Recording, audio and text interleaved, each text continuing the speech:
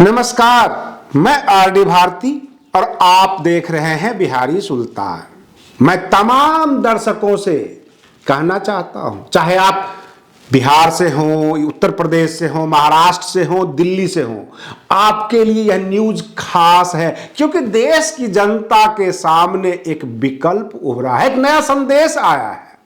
मैं आरडी भारती और आप देख रहे हैं बिहारी सुल्तान। आज हम आपके सामने जो न्यूज दे रहे हैं, जो ये कार्यक्रम है, बड़ा अजीबोगरीब है। जब न्यूज आया कि भाजपा को झटका लगा तो फिर दूसरा पक्ष हमने देखा तो दूसरा पक्ष भी झटके में ही था। फिर फायदा किसको हुआ? कहने का तात्पर्य यह है, जैसे कि हम जानते हैं पूरे देश में जब चुनाव आता है तो लोग जातियों में बंटते हैं, धर्म में बंटते हैं, धार्मिक ध्रुवीकरण होता है, दंगे कराए जाते हैं, बहुत सारी चीज है। लेकिन दंगों के बीच एक अल्पसंख्यक को हिंदू बाहुल्य लोग वोट करें और बढ़ चढ़कर वोट करें तो आश्चर्य होता है कि दंगा भी हुआ, ध्रुवीकरण भी हुआ और एक मुसलमान कैंडिडेट हिंदू वोट लेकर जीत जाता है। तो इसको आप विकल्प नहीं तो और क्या कहेंगे?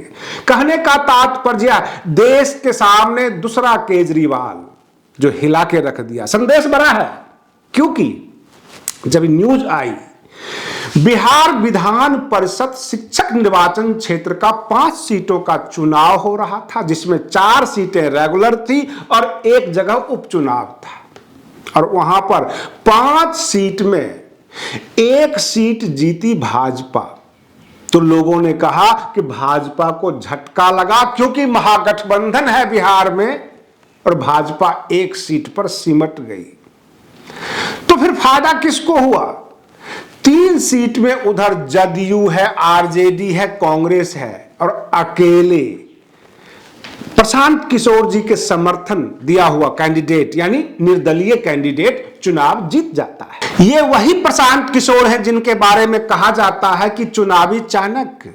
इन्होंने 2014 में प्रधानमंत्री नरेंद्र मोदी जी को केंद्र की सत्ता तक पहुंचाया था। ये वही प्रशांत किशोर हैं जिनके बारे में कहा गया कि अरविंद केजरीवाल के इन्होंने इलेक्शन मैनेज किया। ममता दीदी भी इन्हें हायर किया था। 2 साल तक ये बंगाल में काम करते रहे और भाजपा चाहकर भी ममता दीदी को कुछ बिगाड़ नहीं पाई।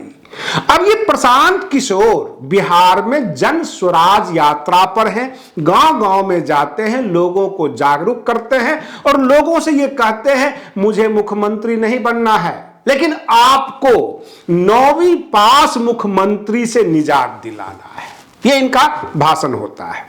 बिहार को जगाना है, बिहार को सुधारना है, शिक्षा व्यवस्था को ठीक करना है, ये प्रशांत किशोर का नारा होता है। भाषण के ये लाइनें होती है इनकी। प्रशांत किशोर इंटरेस्ट ले रहे हैं राजनीति में।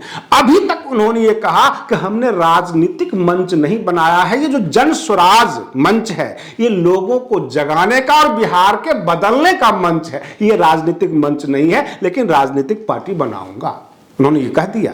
और जब विधान परिषद के चुनाव में जो शिक्षक निर्वाचन क्षेत्र का चुनाव था उसमें 5 कैंडिडेट थे। 5 सीट में 1 सीट तो भाजपा ने जीती और 3 सीट महागठबंधन की तरफ गया, जिसमें 3-4 पार्टियां हैं जैसे कि आरजेडी, जदयू और वामपंथ, ये सारी पार्टियां हैं महागठबंधन में। और 1 सीट जो अल्पसंख्यक समुदाय से थे और उनको समर्थन दे रहे थे प्रशांत किशोर, वो अपना कैंडिडेट मानकर वह जीत गया। यानी एक मुसलमान हिंदू वोटों से जीता है। हिंदू के जितना जहां पर प्रचंड हिंदुत्व था वहां पर लोग बढ़ चढ़कर वोट किए। अल्पसंख्यक समुदाय से हैं जो शिक्षक निर्वाचन क्षेत्र से जीते गए हैं, निर्दलीय विधायक होंगे, विधान परिषद के सदस्य होंगे।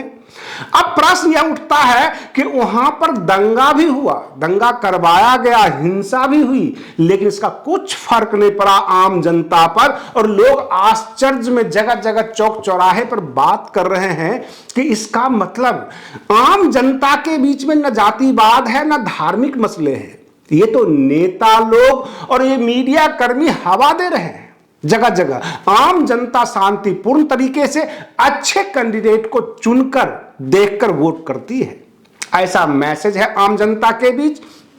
और रही बात ये, सबने साहित्य क्रम लगा दी। प्रशांत किशोर जी से जब पूछा गया कितनी तैयारी थी, कब से तैयारी थी, तो उन्होंने कहा कि जो हमारा समर्थित कैंडिडेट था, जिन्हें हमने समर्थन दिया था, वह तो एक सामान्य शिक्षक था, वह शिक्षक नेता भी नहीं था। और हमारी बात लोगों को समझ में आई, लोगों ने वोट किया। हमें बिहार के शिक्षा को सुधारना है, बिहार का जो सिस्टम है, जो प्रशासनिक व्यवस्था है, उसको सुधारना है। और यह हम नहीं सुधार सकते, बिहार की जनता सुधारेगी, ये वो कहते हैं। वो ये कहते हैं कैंडिडेट हम नहीं देंगे, क्योंकि बिहार में 243 विधानसभा वाली बिहार की असेंबली है। ये कहते हैं 243 जो कैंडिडेट होगा वह हम नहीं देंगे, बिहार की जनता देगी अपने अपने क्षेत्र से, क्योंकि पूरे बिहार को हमें सुधारना है। यहां पर जो है कभी जदयू, कभी आरजेडी, कभी भाजपा, कभी 2 गठबंधन, कभी 3 गठबंधन, 30 साल से बारी बारी से लूट खसूट मचाई हुई है। कोई परिवर्तन नहीं हो रहा है, केवल ये लोग राज करते हैं और हम लोग और आम जनता शोर करती है। सब ये कहती है हमारे पास सड़कें नहीं है, हमारे पास विद्यालय नहीं है, स्वास्थ्य की सुविधा नहीं है। हम शोर करते हैं और हमारी शोर ये सुनते नहीं है। अब जनता को जगाना है और जनता ये फैसला करेगी कि बिहार में सुधार कैसे होगा। जनता जागेगी और अपने आप बिहार को सुधार लेगी। प्रशांत किशोर तो एक जरिया है, हम लोगों के बीच जा रहे हैं, लोगों को जगा रहे हैं। अब सवाल यह उठता है कि 5 सीट में से 1 सीट निकाल लेना, और वह मात्र 5-6 महीने की मेहनत से, तो आगामी चुनाव 2025 में होगा। क्या आपको लगता है कि बिहार की असेंबली 2025 तक प्रशांत किशोर जी के कब्जे में आ जाएगी? और जैसे दिल्ली में 70 सीट में 62 सीट केजरीवाल के हक में चला जाता है, क्या प्रशांत किशोर भी ऐसा बिहार में कर देंगे कि 243 सीट में 240 सीट अपने हक में ले लेंगे? बिहार की जनता जाग रही है, प्रशांत किशोर बड़ी तेजी से आगे बढ़ रहे हैं। आप बने रहिए बिहारी सुल्तान चैनल पर। हम फिर मिलते हैं अगले वीडियो में, तब तक के लिए धन्यवाद।